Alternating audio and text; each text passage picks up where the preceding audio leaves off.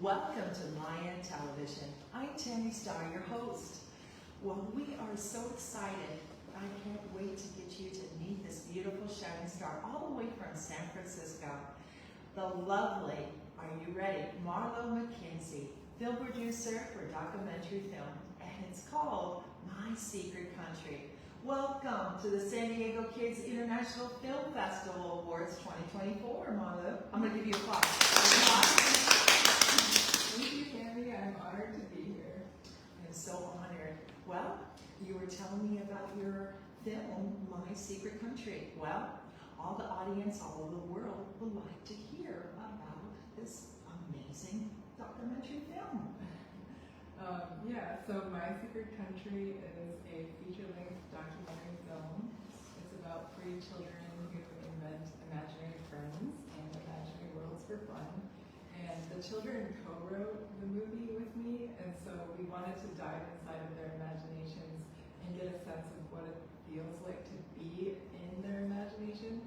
So they wrote this adventure for the movie where we get to meet their imaginary friends brought to life through 2D animation, and they go on an adventure to save dessert from extinction. So that's right, cakes, cookies, cream pies, are all going extinct. Oh no! No! And so they have to figure out how they're going to save dessert. And as you can see, it's allegorical, so it does parallel what is on a lot of children's minds today about the environment and species loss and environmental degradation. So in some ways, saving dessert becomes kind of a simulation for how we can impact our environment today and do better for the planet.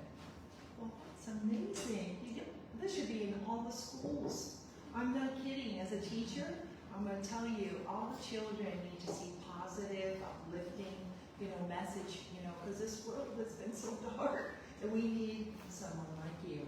So this was so incredible, My Secret Country, and 3 friends, and they have 3 imaginary friends, and they want to save the world of all the desserts and all the sweets. Who doesn't like cotton candy and cakes and cookies and ice cream and all the delicious desserts? And I'm all excited to watch this film. Yeah, the imaginary friends in the movie are actually very special, and we had a bit of a hard time picking which ones would be featured, because one of the young girls in the movie, she had like a billion. That's her quote. She had a billion. So we whittled it down to an eyeball, a little man called Devil Man, but he's very friendly, of course. And then her dog, who had passed away, she turned her dog into an imaginary friend to save her dog in her heart. So the dog became an imaginary friend, and then there's also a dragon, and there's so much more, but you'll have to watch it. I see. Well, what made you want to do this documentary film? Tell me. So actually, I had lived in Sydney, Australia, and I worked at a shelter for homeless youth, and I was training some of the youth in video, and I had learned through that work that one of the challenges that they had faced, and part of their trauma, was that they had kind of given up on their ability to dream. And so they couldn't imagine that they could be in a relationship that was loving, that they could have a job they enjoy, and just they have a beautiful apartment that they live in. And so I realized at that point how important imagination is for creating what we want to see in our worlds. And then I had an imaginary friend as a child, a couple, and somehow later on the ideas converged, and then I found the 3 children who star in the movie and co-wrote the movie, and there you go. Wow. Now, is this a feature film that you are looking up for the near future, or is it a short film? This is a feature film. It's 76 minutes, and I would, like you said, I would really love to get it in schools in some way, and maybe take short clips from it, because 76 minutes is quite long for young people. But that is a big goal for it. Yes, and the children these days, a lot of bullying, and they have low self-esteem, and we need to build up confidence in knowing that you can have your dreams to come true, you know, and to believe and you know, be that doctor, be that teacher, be that musician or actress or model or author or film producer, director, like beautiful Marlo. And so this right here is so important, so it gives them a goal in mind that they are going to be somebody special in their life. Yes. So true. In imagination, it's really a landscape where we can go into and simulate things that we are afraid of in reality. And just like you said, like that's where we have to start imagining ourselves as a doctor. Like a 10-year-old could imagine themselves there as the president. And that's the only way they're going to become the president, if they first set it up here and then take action. So it's so important to think about the mind and how the mind is a place that can nurture us and grow us. I think that's what I'm hoping comes across with this movie. That is so true. I think that's amazing. For these three special children, where did you find them? Did you have a casting call, or is someone special in your family, or someone that you know of these three special children that are going to be in this feature film? Oh, good question. That was an interesting process. I actually found Maxine on the radio. I was listening to a radio program and she was talking about her memory friends.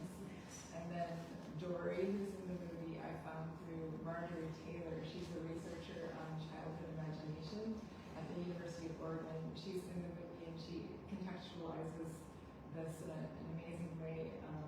So she connected me to Dory, and then the third child was completely by accident. I was like at work and I was worried, and I was telling my colleague, I need one more child for the movie. And they have to have an imaginary friend and an imaginary world, and where am I going to find a child like this? And she was like, my son has that. So that was Allison's, Max's mom, and it was so amazing, and the synchronicity was incredible. See, you got everything that came together, you know, having this, and more exciting opportunities are going to happen for you, I feel. And so do you have other special projects that you're working on? Mainly I'm working on bringing this out into the world. It's quite it is like a whole separate job that filmmakers have. So my goal is to place it on PBS stations. Yes. I'd love to see it on a Sunday afternoon when children are at home and it's rainy or something like that. So, KPBS is one of my favorite educational as a teacher. You know, my children when they were young. Sesame Street, Electric Company, Reading Rainbow. You know, when they're and reading. You know, the books. You know, instead of YouTube and all that on the phone. But this right here is sensational. I just thank you. I'm so happy I got to meet you. And Maeya TV wishes you all the best and keep shining. And may all your dreams come true. That's what I will say. And just want to tell you, all you kids out there, you have a message for them. Tell them what you would like to say to all those kids, these young audience. I know all like the parents that are watching right now. What would you like to say to end our show? I would say, whatever you dream for yourself and what you dream for the world, it can be. So dream big and dream beautiful and dream bold. You hear that, guys? Well, we want to thank you once again, and congratulations from Maeya TV. Thank you.